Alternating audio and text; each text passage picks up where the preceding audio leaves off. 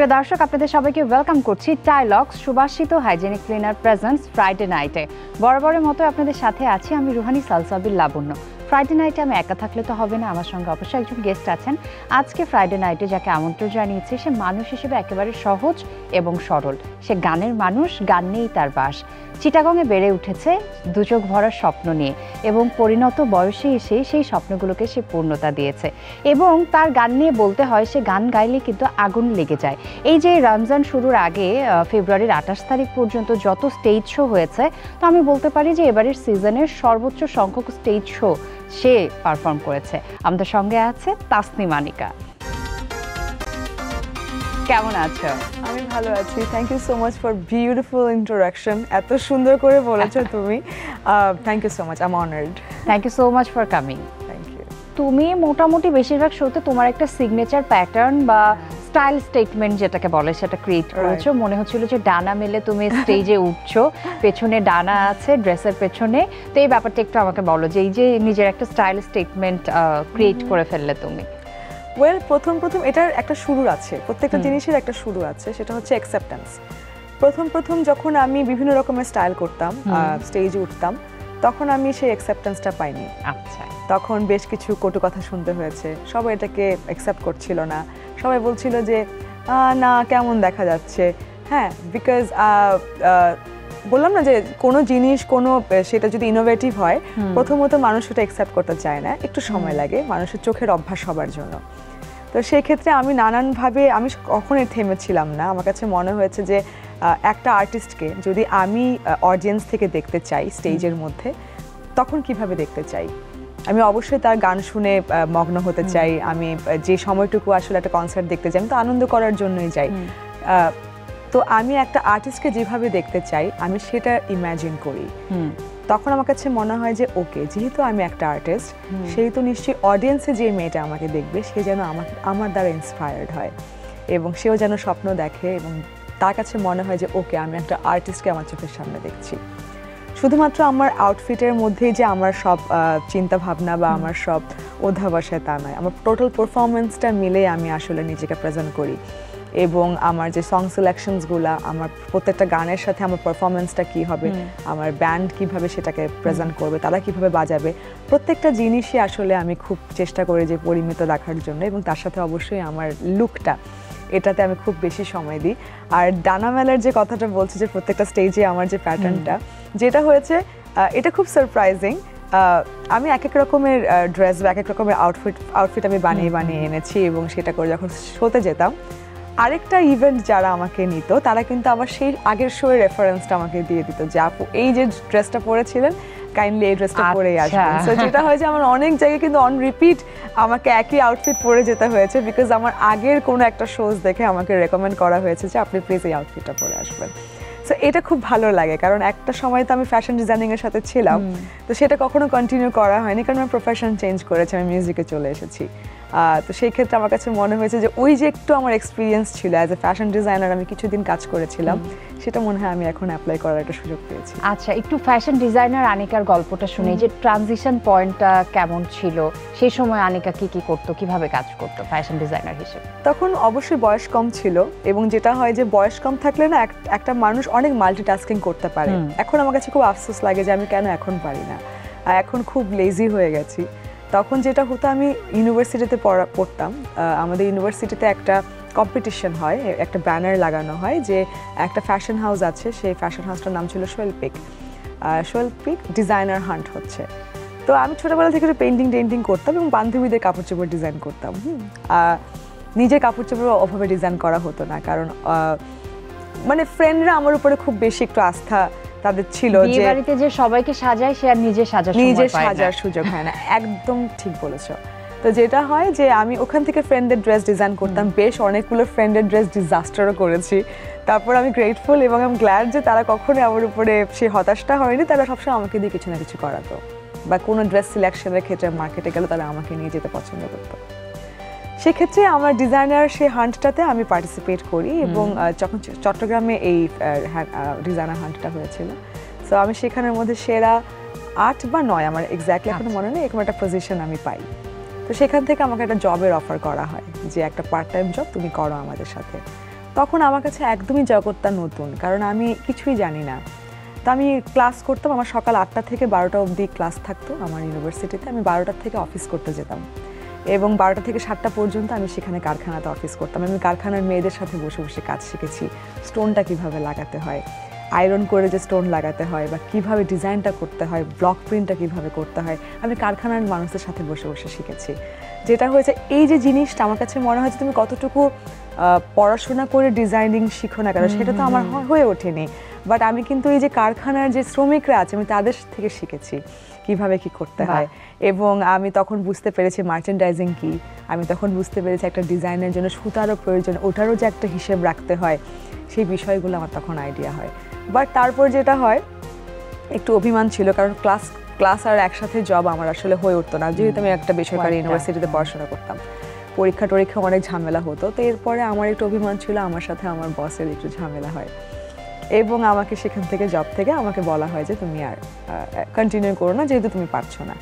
আমার একটু আফসোসও ছিল, কারণ আমি দেখতাম যে আমি যে শাড়িটা ডিজাইন করতাম, আমি যে আউটফিটটা ডিজাইন করতাম, সেটা প্রতিষ্ঠান থেকে যেত, কিন্তু আমার নাম সেখানে উল্লেখ করা হতো না এবং সেই প্রতিষ্ঠান পুরস্কার পেত, কিন্তু আমি পুরস্কারের কোনো ভাগ আমি পেতাম না। স্বাভাবিক, এটা কারোই মনের মধ্যে লাগবে। তখন ছোট ছিলাম, আমার কাছে মনে হয়েছে যে আমাকে খুব একটু আবেগপ্রবণ করেছে। তো আমি জিত করলাম যে আমি একদিন সেই কম্পিটিশনে পার্টিসিপেট করব, যে কম্পিটিশনে এই প্রতিষ্ঠানগুলো পার্টিসিপেট করে, এবং সেটা ছিল প্রথম আলো ঈদ ফ্যাশন।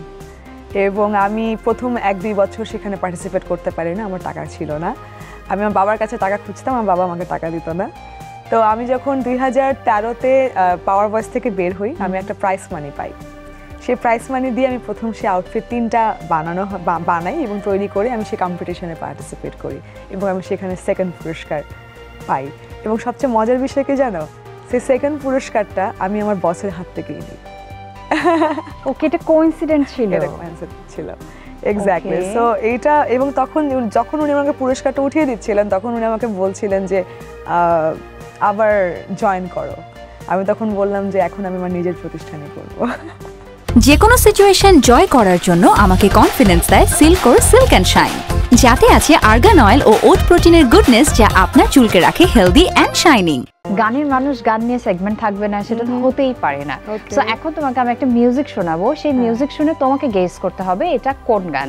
আচ্ছা চলো দেখি পারি নাকি। ওকে, লেটস প্লে দ্য সং। শুরুর মিউজিকটা একটু টাফ, এটা আসলে খুব কঠিন। তারপর চেষ্টা করি, দেখি হয় নাকি। চোখ যে মনের কথা বলে। আচ্ছা, দেখে নেই যে উত্তরটা সঠিক না বেঠিক। চোখ যে মনে। সো এই গানের সাথে রিলেটেড একটি ধাঁধা আমি তোমাকে জিজ্ঞাসা করছি। আমার কাছে তোমার জন্য যে প্রশ্নটা আছে সেটা হচ্ছে, চোখ যেহেতু আমাদের শরীরের ওপরের অংশ, চোখ নিয়ে এই গানটি যদি উচ্চাঙ্গ সঙ্গীত হয়, তাহলে ধরো পা নিয়ে কোনো গান, সেই সঙ্গীতকে আমরা কি বলবো? চোখ নিয়ে যদি উচ্চাঙ্গ সঙ্গীত হয়, তাহলে পা নিয়ে যদি কোনো গান হয়, সেটাকে আমরা কি বলবো? চোখ তো উপরে থাকে, হ্যাঁ উচ্চাঙ্গ উঁচুতে আছে, হ্যাঁ তাহলে নিচে কি সঙ্গীত হবে? উচ্চাঙ্গ সঙ্গীত। আর নিম। তুমি রাইট ট্র্যাকেই আছো। হ্যাঁ আমি রাইট ট্র্যাকে আছি, লাইক বা উচ্চাঙ্গ আর নিম্নাঙ্গ। নিম্নাঙ্গ সঙ্গীত। প্রিয় দর্শক, আজকে থেকে আবিষ্কৃত হয়েছে নতুন সঙ্গীত, তাসমিম মানিকার আবিষ্কৃত উচ্চাঙ্গ নিম্নাঙ্গ। আচ্ছা, আমরা পরের ক্লুতে চলে যাই যে পরে তোমার জন্য কোন মিউজিকটা আছে দেখে নিই।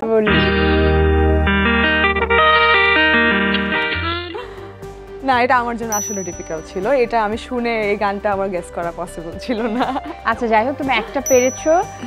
এখন তোমার জন্য যে সেগমেন্টটা আছে সেটা হচ্ছে গেস হোয়াট। এখানে একটা মিস্ট্রি বক্স আছে, something mysterious going to B happened.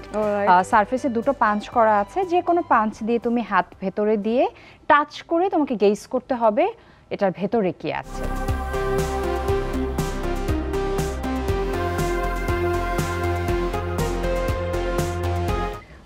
এটা কি তুমি চেনো? Price tag.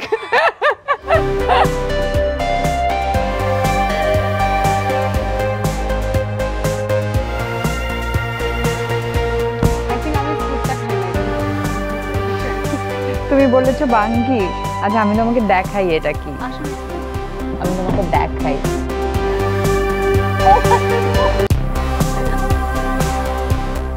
এটা লাউ ম্যান, লাউ। এটা লাউ। এই সাইজের লাউ আপনি কোথা থেকে পাইছেন? I really want to know. Now it's time for option 2। দেখি অপশন 2 তে আনিকার জন্য কি ওয়েট করছে মিস্ট্রি বক্সে। দেখি কি আছে।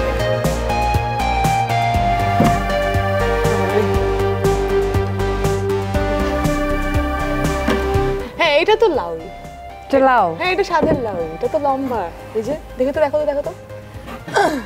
ব্যাপারটা দাঁড়ালো যে লাউ সেই কদু। তবে তার আগে যদি লাউ নিয়ে তার কাছে 2 লাইন কোনো গান শুনতে চাই, সে আমাদেরকে কোন গানটা শোনাবে? এটা একদমই ফেমাস একটা গান আছে। সাধের লাউ বানাইলো মোরে বৈরাগী, ও সাধের লাউ বানাইলো মোরে বৈরাগী। লাউয়ের আগা খাইলাম, ডোগা গো খাইলাম, লাহু দিয়ে বানাইলাম ডুগে ডুগি। হায়রে লাহু দিয়ে বানাইলাম ডুগে ডুগি। সাধের লাউ বানাইলো মোরে বৈরাগী, ও সাধের লাউ বানাইলো মোরে বৈরাগী। Thank you so much. So Anika, তোমার জন্য আমাদের এবারের সেগমেন্ট হচ্ছে গুগলি। মজার কিছু প্রশ্ন আছে। হ্যাঁ আমি জানি তুমি অনেক বুদ্ধিমতী, তুমি পারবে এগুলো। আকাশে বাতাসে আছি, পৃথিবীতে নাই, চাঁদ আর তারাই আছি, সূর্যতে নাই। রস্যইকার। আকাশেই বাতাসেই আছি। আকাশে বাতাসে, হ্যাঁ আছি। কিসে নাই?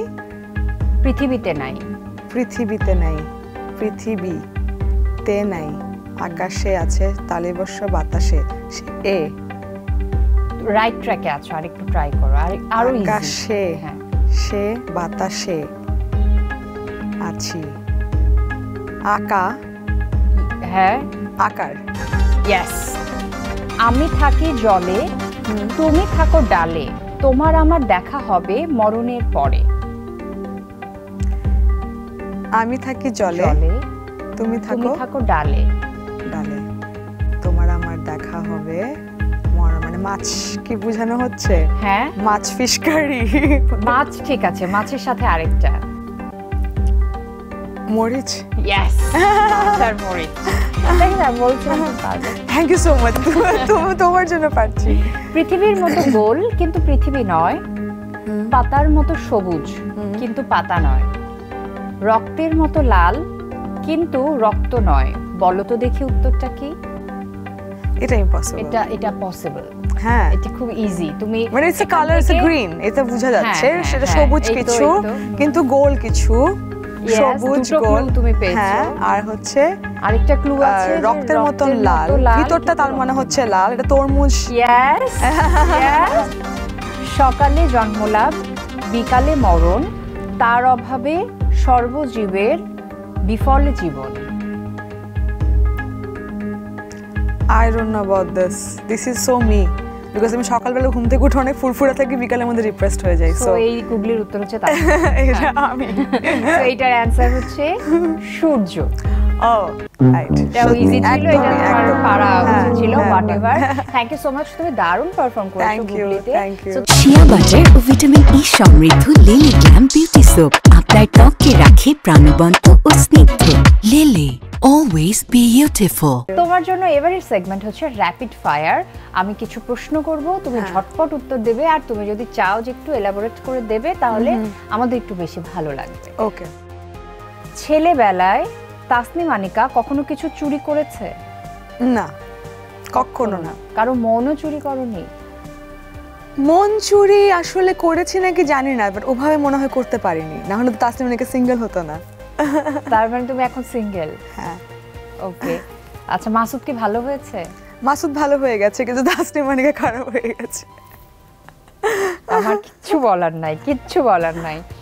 রাত 4টায় হঠাৎ তুমি কোনো বিপদে পড়লে কাকে প্রথম ফোন কল দেবে? প্রথম ফোন কল অবশ্যই আমার মাকে দিব না, কারণ প্রথম ফোন কল আমার মা জীবনেও ধরবে না।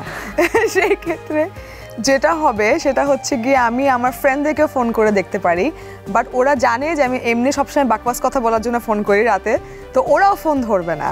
তো সেক্ষেত্রে আমার কাছে মনে হয় যে আমি যদি কোনো বিপদে পড়ি আমার আসলে ফোন দেওয়ার কাউকে কেউ নেই, কারণ আমি এরকম অনেকবার প্র্যাঙ্ক করেছি মানুষের সাথে এবং কেউ আমাকে আর বিশ্বাস করবে না। মানে ওই যে রাখালের গল্প হয়ে গেছে, রাখাল ছেলের গল্প, তুমি অলরেডি প্র্যাঙ্ক করে প্র্যাঙ্ক এত করেছি যে অ্যাটলিস্ট রাতের বেলা কেউ আমার ফোন ধরবে না। এরকম একটা প্র্যাঙ্কের গল্প বলো না, তুমি কার সাথে কি করেছো? অনেক অনেক, এটা তোমাকে আমি বুঝাতে পারবো না। আমি এমনও হয়েছে যে ভরা মজলিসে করেছি, যে সবাইকে নিয়ে আমি রাতের বেলা আমার কোনো এক পরিচিত মিউজিশিয়ান বা কোনো এক সঙ্গীত শিল্পীকে আমি ফোন করেছি, এমন কেউ না, আমি হাসান ভাইকেও ফোন করেছি, উনি নিজেও জানে না। কি করেছো? ফোন করেছি, প্রেমের প্রস্তাব দিয়েছি, নানানভাবে কথা বলেছি, ওনার সাথে জানিয়েছি যে আমি একজন বিশাল ভক্ত। তুমি আমার আসল ঘটনা জানো না, আমি তোমাকে বললাম না মাসুদ ভালো হয়ে গেলেও আনিকা ভালো হবে না। জীবনের প্রথম ক্রাশ? জীবনের প্রথম ক্রাশ ছোটবেলায়, অবশ্যই ছোটবেলায় আমি ক্রাশ খেয়েছিলাম। প্রথম ক্রাশ হচ্ছে আমার একটা নায়কের প্রতি অনেক ক্রাশ ছিল। কে সেই নায়ক? অবশ্যই সলমান খান। আচ্ছা, ওটাই ছোটবেলার প্রথম ক্রাশ আসলে একটা নায়কই, এবং সবসময় মনে করতাম যে আমার মনে হয় আমার জীবন সঙ্গী মনে হয় সলমান খানের মতন হবে। তো এরকম একটা বিষয় ছিল আমার কাছে। কেন কি মনে হতো জানো, আচ্ছা সালমান খানও বিয়ে করেনি, আমিও করিনি, তার মানে কি সে আমার জন্য অপেক্ষা করছে, আমার সাথে দেখা হয়নি এখনো? সিরিয়াসলি তোমার মনে হতো? আমি এটা এখনো মনে করি। আচ্ছা, তাহলে জীবনের প্রথম প্রেম? জীবনের প্রথম প্রেম হয়েছে কোন ক্লাসে বা কোন বয়সে? প্রেম, শোনো, ছোটবেলার প্রেমগুলো আসলে এগুলো বন্ধুত্ব, এগুলোকে আসলে প্রেম বলা যায় না। তখন মনে হতো যে একটা কারোর সাথে বন্ধুত্ব হলে মনে হয় ওটাই মনে হয় প্রেম। প্রেম আমার কাছে মনে হয় যে একটা প্রাপ্তবয়সে এসে হয়, যখন আসলে প্রেমের অনুভূতিটা বোঝা যায়, যখন আসলে প্রেমের রেসপন্সিবিলিটিটা বোঝা যায়। জীবনের সবচেয়ে বড় শক্তি? মা। মা, ওকে। জীবনের সবচেয়ে বড় আফসোস? জীবনের সবচেয়ে বড় আফসোস হচ্ছে আমি যেমন একটা মানুষ, আমি আমার মতন কোনো মানুষ পাইনি। আমি আমার নিজেকে আমার কাছে মনে হয় যে প্রত্যেকটা আসলে ভালো খারাপ দিয়ে তো একটা মানুষ হয়। আমার কাছে মনে হয় আমি খুব নির্ভেজাল একটা মানুষ, এবং আমি যতটুকুই করি কারোর জন্য আমি কোনো কিছু স্বার্থের জন্য করি না। আমি যদি কাউকে ভালোবাসি তাহলে নিঃস্বার্থভাবে ভালোবাসি, যদি কাউকে কোনো কিছু করতে চাই আমি নিঃস্বার্থভাবে করি। আমি আমার জীবনে ভালো বন্ধু পাইনি, এটা আমার একটা আফসোস। আমি আমার জীবনে এখনো পর্যন্ত একটা ভালো সঙ্গী পাইনি, এটা আমার একটা আফসোস। যে আমার কাছে মনে হয় যে আমি যতটুকু ভালোবাসতে পারি আমাকে আমার মতন করে কেউ ভালোবাসতে পারেনি। তবে আমরা অপেক্ষায় থাকলাম যে নিশ্চয়ই এমন কেউ আসবে, এক রাজপুত্র এসে তাসনিম আনিকার হাত ধরে ঘোড়ায় চড়ে নিয়ে চলে যাবে এবং তার মতো করে তাকে ভালোবাসবে, ভালো রাখবে। হতে পারে, এটা হতে পারে। ওকে, গল্পে একদম শেষের দিকে চলে এসেছি। সো অনেকটা ভালো লাগার অনুভূতি নিয়ে আজকে শেষ করছি। তো আমাদের ভালোবাসার যারা দর্শক আছে তাদের জন্য কি বলবে? আমি অবশ্যই বলবো যে আমার যখন স্ট্রাগল শুরু হয়, আমি খুব ছোট থেকে আস্তে আস্তে ধীরে ধীরে বড় হয়েছি, এবং আমার কাছে মনে হয় যে প্রত্যেকটা সময় প্রত্যেকটা জার্নিতে এসএটিভি আমার সঙ্গে ছিল, এবং আমি আমার এসএটিভিকে আমার পাশে অলওয়েজ পেয়েছি। সো আজকে এই জায়গায় এসে আমি আজকে সেলিব্রিটি শো ফ্রাইডে নাইটে বসা, এটা আমার জন্য অনেক বড় প্রাপ্তি, এবং আমি এসএটিভির সমস্ত অডিয়েন্সকে এটাই বলতে চাই যে আপনারা এসএটিভির সঙ্গে এত বছর ধরে ছিলেন এবং সামনেও থাকবেন, কারণ এসএটিভি সর্বদা আপনাদেরকে সুন্দর সুন্দর কন্টেন্ট দিয়ে এসেছে এবং দিয়ে আসবে। ধন্যবাদ।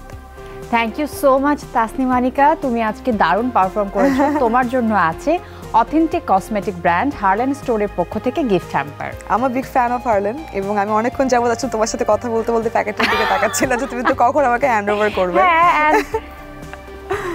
It's matching with you. Yeah, it is. Nice, thank you. আমি আগেও ইউজ করেছি হার্লেনের প্রোডাক্ট, and it's amazing. আর এবার পুরো মাসটা জুড়ে আমি এটা